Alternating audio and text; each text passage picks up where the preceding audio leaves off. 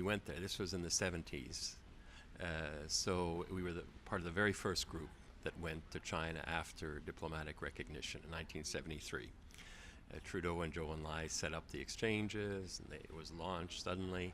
I was studying Chinese history at McGill with Professor Paul Lin, and it came out they wanted 20 people to go to China for 2 years.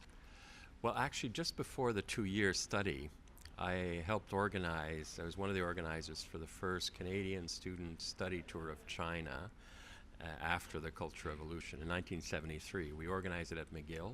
We did a month tour of China from north to south, and 2-3 visits a day. It was exhausting but fantastic. So that was my first experience, and it was during that trip that the scholarship was announced. Actually, Professor Lin, telexed me or whatever it was then, and said, this is just out, you've got to apply, I'll support you, etc. So I applied from China. During the trip, our parents and family thought, just the month was dangerous and terrible. The image of China then, Red China, the Cultural Revolution images were still very present, right? And so why would I want to go there? And it's very dangerous.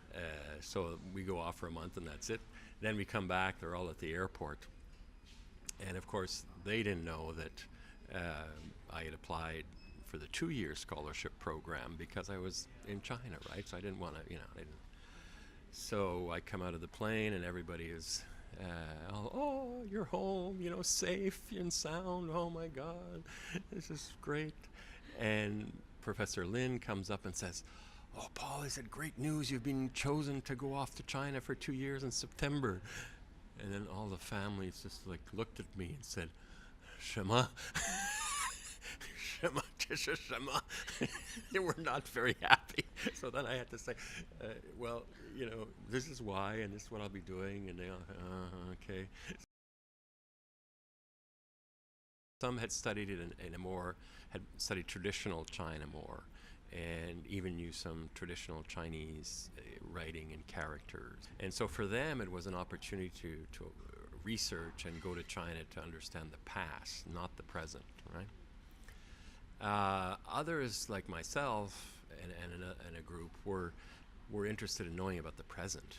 We want to be able to eat with Chinese students. We want to be able to go out and Kaiman Banxue, which was going down to the country, factories with them to work, which we did eventually. But that was a struggle. But eventually we were. I got a roommate who became a friend, still a friend today. After you get over the differences, ultimately what you discover is we're so similar. And that's an important step, because what people see at the beginning is what's different. You look different, you eat different, the culture's different. But when you get beyond that and you live with people, you get to know them, you see that the humanity is very, very similar. Then the differences become a richness. They don't become something that you should be scared of. And so when you get to that point, then you can work together in fantastic ways and achieve great things. We need this next generation. They already are more curious, but we need them to be equipped to lead a world that will be much more complex, and that will have to rely on much greater mutual understanding, because we're sort of bumping into each other regardless, right? Globalization is here. So what do you do about it? Do you find out how to work together in global networks? Or do you close the doors, go back home and say, oh, this is scary, I can't do anything. Think of my 3 grandchildren now. That's what motivates me to say we need to leave them a better place for them, not a worse place.